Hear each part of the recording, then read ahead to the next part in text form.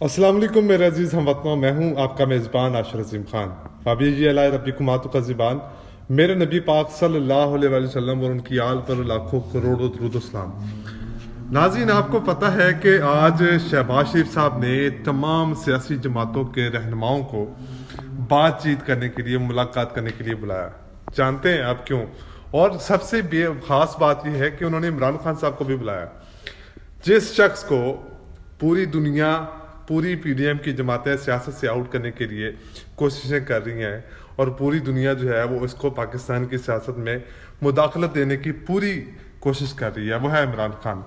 अब आईएमएफ ने ये शर्त रखी है कि जो भी आईएमएफ के साथ हुकूमत पाकिस्तान इस वक्त मुआहदा करेगी तो उसमें इमरान खान के सिग्नेचर होना ज़रूरी है। वो उसकी वजह यह है कि पूरी दुनिया को पता है कि अगली आने वाली हुकूमत जो है वो इमरान खान की है, तो अब मुज़ाकरात जो है वो इमरान खान साहब के सिग्नेचर होना